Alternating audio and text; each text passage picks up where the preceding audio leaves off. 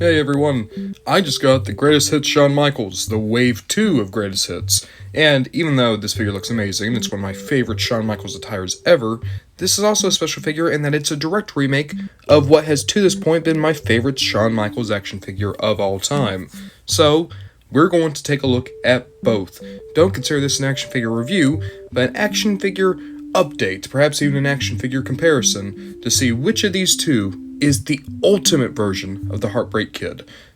To be fair, that's ultimate version, not ultimate edition. That's a whole other toy line. Getting Shawn out of the box, and what I'm going to say is, just like all of the greatest hits figures, this is definitely Shawn Michaels as made by the current lens of Mattel in their current style. They've updated their articulation to include things like the pinless double-jointed arms, and they've have a new face scan, they have a new paint job for various parts of the body, and in theory, this should be a far better version than what we got before. Like I said, that's an in theory. There's a few of these greatest hits figures where I honestly believe the original is better. Look no further than the Jake the Snake Roberts. So, I need to know now, which of these two is the one to go with? For me, the most obvious thing to look at right now is things like the paint jobs. So as you can see, the entrance gear on this newer Shawn is a lot darker. We'll get into how that's good in a minute, but for right now, I actually prefer the lighter tone from the front. You can also see that the tachographs are larger on the new version. The tattoo's actually a good bit lighter, a little bit more faded, so that's something interesting. Now, here's the only place where the entrance gear is the same color, and that is accurate. This is an inaccurate attire for Shawn. However, like I said before, I do like it a bit more. I think it just kind of pops a little easier. And then we'll look at it better once we get the chaps off, but you can see that the HBK logo on the ass is different. Then, of course, you got different over here on the gauntlets. And up here in the front, there's a lot more hair on the new Shawn. Not only is there more chest hair, but there's also the stomach hair going down to the crotch, whereas here, Shawn's a little bit more, shaved belly. Taking a look at head sculpts, and this is truly a battle of face scan versus sculpted head. You can see that the hair color is different, the overall face looks very different. There's also a difference in that this braid is meant to go out, whereas this braid is meant to stay kind of in, which is why it fits into the chaps better. That said, the hair overall sculpting is very similar, though the color is different.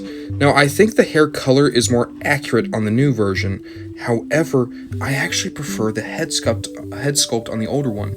That looks more like Shawn Michaels to me. Whereas this, I've noticed this with a lot of their figures recently. I think what Mattel has started to do is they've taken the face scans of the wrestlers as they are today and are trying to de-age them. And it's leading to some jarring head sculpts. On most, it doesn't really matter, like Hulk Hogan, but there's a handful, like specifically Stone Cold and Stone Cold and Shawn Michaels, where it's a little bit more evident. Getting the chaps off should be pretty easy, so for the vest, you just slide it off the arms, nothing too insane. As for the chaps, there's a clasp here in the back that we'll undo. It's a little tight just because of the paint. And then there are clasps here along the legs that we undo. And after that is done, you're able to get Shawn right out of those chaps and into his ring attire. A definite point in favor of the new Shawn Michaels is that his legs actually have a little bit more of a wider range, especially below the thigh, and thus he's able to strike the iconic Heartbreaker pose a lot easier than the older Shawn, and his looks a little bit more natural. Looking at the lower bodies, they are extremely similar. However, the tachographs do pop a little bit clearer in person on the new one. That said, the boots are more or less the same. There's just a darker shade of silver paint used. And the icon back here is a little bit more pronounced on the new version. Pops out a little bit more. Other than that, the lower body is probably the part of this figure that has the least amount of change on the surface level. Like I said, the articulation is just a touch better. Let's go over that now. On our Shawn Michaels, we have a ball joint at the head, universal at the shoulder, a cut here at the upper arm, a pinless double-jointed arm. You have a universal at the wrist, an ab crunch, a waist swivel. Go this far to the side down here at the hip. The hip, of course, is a universal. You have a thigh cut. You have a double jointed knee. Oop, there goes the old Shawn. And you have a little bit of rotation down here at the ankle, as well as slight back and forth. Meanwhile, on the old one, we have ball joint at the head, universal at the arm. We have a cut at the upper arm, only a single jointed elbow, universal at the wrist. You have an ab crunch that goes a little bit less far and back than the new one. You have a rotation at the waist.